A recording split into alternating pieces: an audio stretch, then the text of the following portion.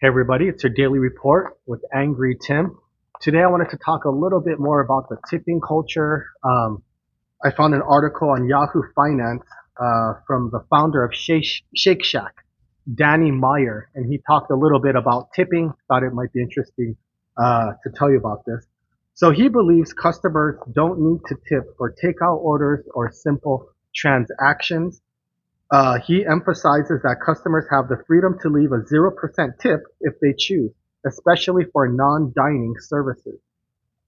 In 2015, Shake Shack adopted a hospitality included model, eliminating the need for tips by incorporating service charges into menu prices. Um, so basically, takeout orders and simple transactions. I think I agree with that. That's basically when you go to the bagel shop, you walk up to the counter, you order your bagel, maybe a coffee, and then you go and sit down and eat your food there. Do you need to leave a 10, 15, 20% tip there? That was something I argued about that I don't think, they didn't really do anything exceptional to deserve a tip for just handing food over the counter. Just like when you go to fast food, like a McDonald's or somewhere, you don't pay them a tip. They hand the food over the counter, you grab it, and you sit down and eat.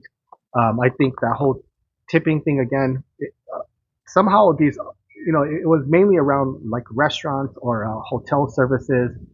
The valet driver would get a tip, or if you golf, you give, the different people a tip. Restaurant to get a tip, but somehow all these other places, the bagel shop, the regular coffee shop like Starbucks and places like that, somehow they all started incorporating tips into the checkout menu or having the tip jar there. I think the tip jar there is fine. You can just drop your change in there if you're paying by cash or a couple of dollars, but it's when you pay by card and then that screen just automatically pops up like, what percentage. It's kind of pre made 10, 15, 20, 25%, or you got to press no tip and you kind of feel guilty about that. But it's like, they actually talk about something called guilt tipping. So that's what's happening a lot. The concept of guilt tipping suggests that customers often tip to avoid feeling guilty or to receive better service in the future. This can create an uncomfortable dynamic for both customers and service workers. I can see how that's a problem. If there's a local coffee shop, maybe you go there every morning to grab a coffee and a pastry. And especially if you pay by card, you get a coffee and a pastry, maybe it's $7 or $8. And then every time you go there, you press no tip. Maybe you think they're not going to treat you as well as they do, or they might not like you. It kind of ruins your rapport with the staff there, kind of like you don't appreciate them, and you're not supporting local businesses. So I can see how the guilt tipping can be a lot of issue where people don't really want to tip, but it's like, oh, I feel bad. It's a local coffee shop, and they're working hard. Um, Again, like what Danny Meyer said, the founder of Shake Shack, says he believes customers don't need a tip for takeout orders or simple transactions. So just having that screen there, I don't know, you're kind of pushing it on the customers. I can see why the business owners do that because they can pay a little lower wage, right? They can pay their workers a little lower wage because they know they're going to get, a certain percentage in tips.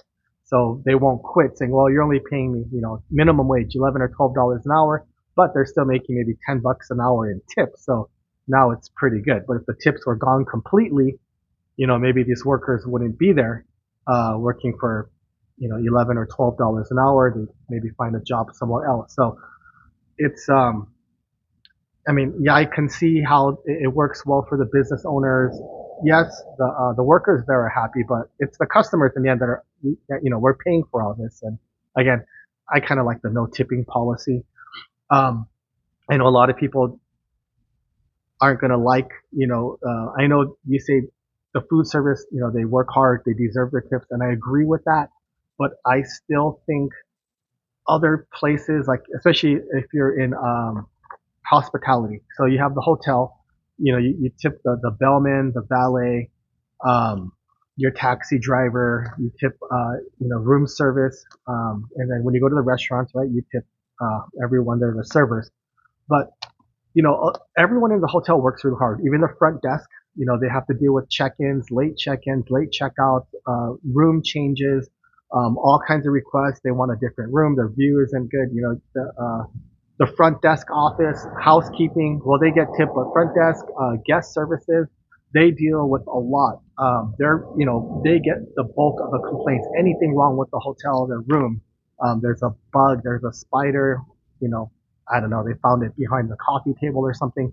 They're getting all the complaints. They got to work late. They got to work hard, and they generally don't get tipped. They just work for the hourly wage. And being in the hospitality industry, I know how hard these people work, and they work long, hard hours. I mean, just as hard as anyone working in a restaurant, but the responsibility, they're responsible for the whole customer experience. So, someone is unhappy, you got to sit there and, you know, try and solve it until the customer is happy and you can resolve whatever issues they have. And that could be their whole stay. It's not one meal, they're having dinner at the steakhouse and your steak wasn't cooked properly. Okay, you can just bring out another steak and hopefully everything's fine. But, if they're staying at the hotel for 5 days and they're unhappy about their room and they want a room change or there's noisy neighbors or something, you're dealing with them for 5 days and, they can they'll make corporate phone calls and you're taking the full blunt of that. If you didn't, whatever, resolve the problem. At a restaurant, generally the cookout, the steak comes out bad, you can blame the chef. You can bring out another steak or you take it off the bill and generally you're done, move on, next customer. It's not going to linger with you day after day. Um, like it does with hotel management and guest services and things like that. So these people work really hard too. So I don't think we should just say because people working in food service work hard, they deserve tips and no one else does. I'm just saying everyone works hard.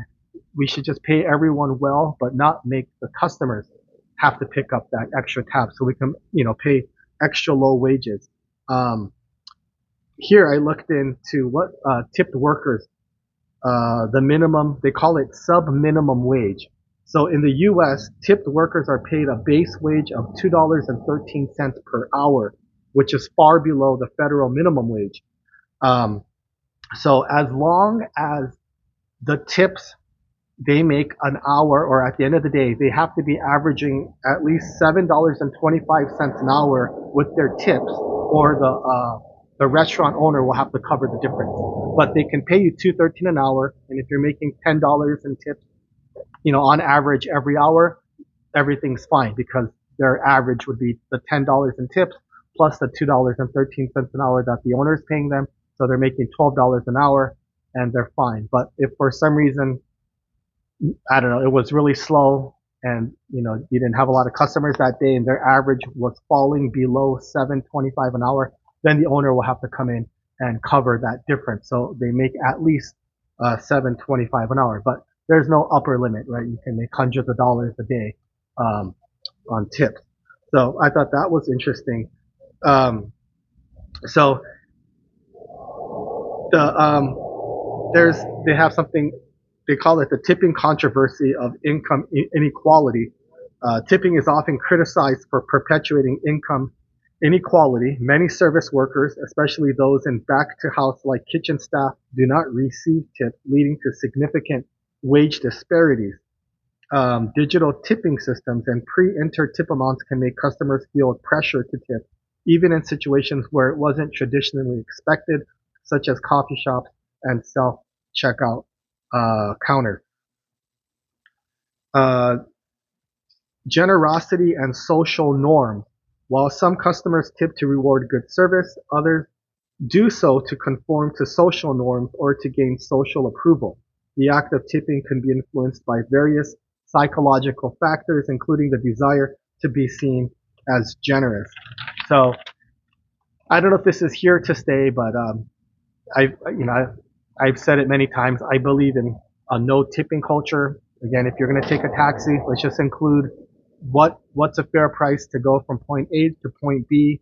Right? The cost of gas, the cost of the car maintenance, and then the driver making a livable wage. What is that number?